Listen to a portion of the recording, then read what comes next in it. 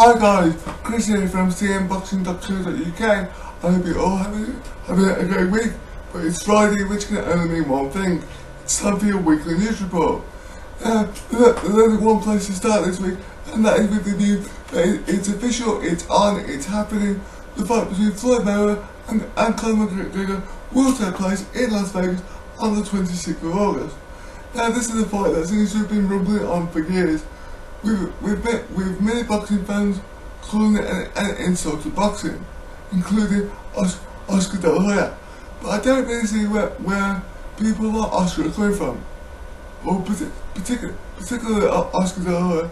And I think he's having a few memory issues, because last year the Ring magazine, which of course Oscar De La Hoya owns, had a picture of a female MMA fighter, Katie Holmes, on the cover, as she made the transition from mixed martial arts to boxing. So doesn't it seem a bit hypocritical now for him to be saying that a boxer fighting an MMA fighter is now a disgrace to boxing? Personally, I haven't got a problem with it. It's a crossover fight, which is surely good for both sports, and it will get more boxing fans interested in UFC, and hopefully more UFC fans interested in boxing. The only problem I would have is if it was an officially sanctioned fight.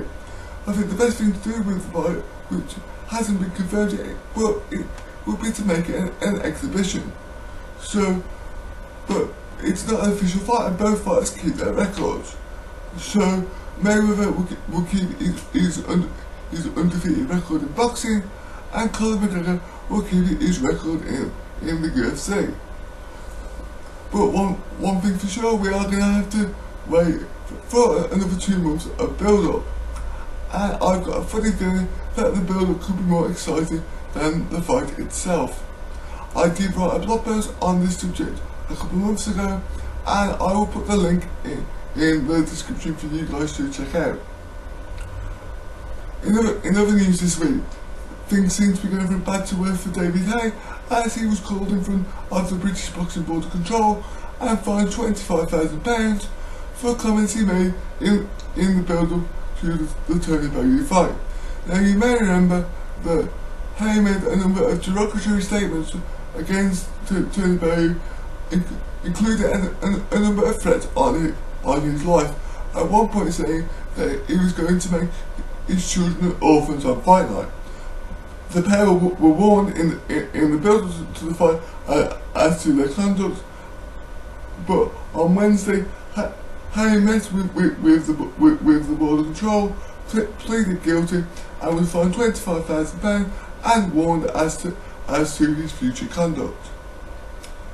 In sad news this week, it was announced that former European middleweight champion Eric Christie died this week at the age of 53 after losing his battle with lung cancer.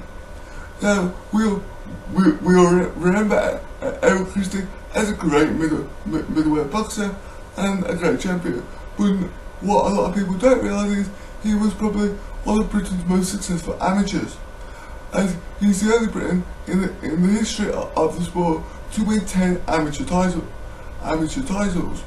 After hanging up his gloves, he then went on to become a well-respected trainer and promoter. I have some more news for you regarding Carl Frampton this week. It was announced that he will make his comeback fight in Belfast, which of course I reported to you last week, but at the time we didn't know his opponent. But the opponent and the venue have now been confirmed. He will take on Alexander Gutierrez at the SSE Arena in Belfast on the 29th of July. I think most boxing fans were hoping that he would get the rubber match with Santa Cruz, but after that fight didn't materialise, and he'd already ruled out a fight with fellow Brit Lee Selby, this is probably the best fight he could get. Now, picking a winner in this one could be difficult, but I think Frampton could nick it in in the middle to the late rounds by stoppage, as he will have the whole of Belfast behind him. And hopefully, if he wins this one, the two teams for Frampton and Santa Cruz can get together and get the rubber match on, as I think everyone would love to see a trilogy in that one, with it currently being 1-1 between the two. I have some more news for you regarding Anthony Joshua, and this week he took to Twitter saying that he would be more than willing to fight Tyson Fury if that's what the public wants.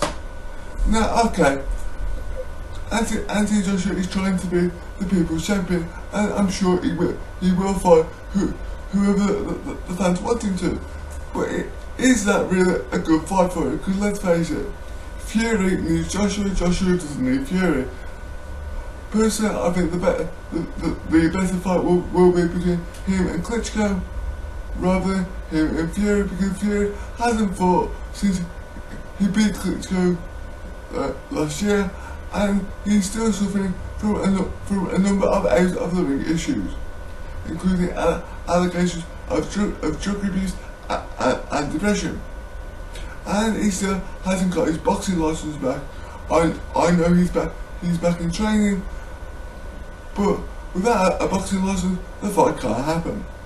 But one thing's for sure, even if the fight doesn't happen, the war of words so far has been very interesting. But of course, you got Fury doing most of the trash talking. But like I say, if the fight doesn't happen, the war of words is entertainment enough.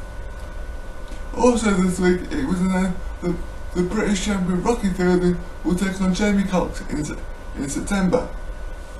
This is a fight that I'm really excited about, because it's nice to see two young fighters go roughly at the same point in the rankings and the same point in their career going at it for the British title.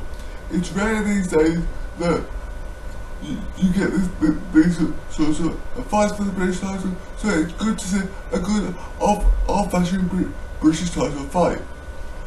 And fair play to both fighters for making it happen, and I'm sure it's going to be a great fight. This weekend we have two huge nights of World Championship Boxing. First up, we head to Germany, and will it be third time lucky for Paul Smith? Now, I have to be honest, I am a big Paul Smith fan.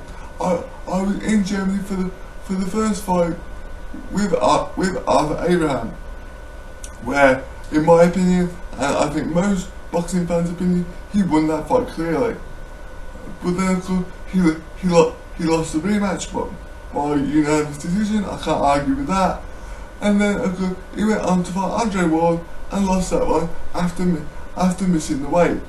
So this is surely Paul Smith's last chance to grab a world title. Because if he loses on Saturday at the age of 34, I'm not sure where he goes from here. But you have to make Tyrone Davis a clear favourite, as he's 9 years younger than Smith, and he has got a serious knockout punch. I have wrote a fight night preview on this fight, and again I'll put the link in the description for you guys.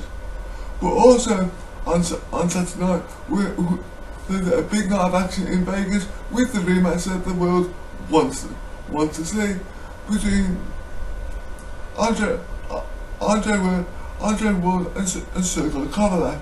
Now, I don't know about you, but their first fight definitely made it into my list for fight of the year last year. So if the rematch is half as good as the first fight, we are in for a real treat. If I had to pick a winner, I would say Ward, purely because he's the better fighter out of the two, as he seems to have mastered the art of hitting, but without getting hit, similar to Floyd Mayweather, in my opinion. But if Kovalev can start landing some of his big power shots, the fight will quite easily go to him. So this is a really difficult fight to call. So if I were you, I'd set your alarms nice and early, get up, sit back and just enjoy it. Right, that's you guys all caught up with everything going on in the world of boxing. Have a great week, enjoy the fight, and I'll speak to you guys soon.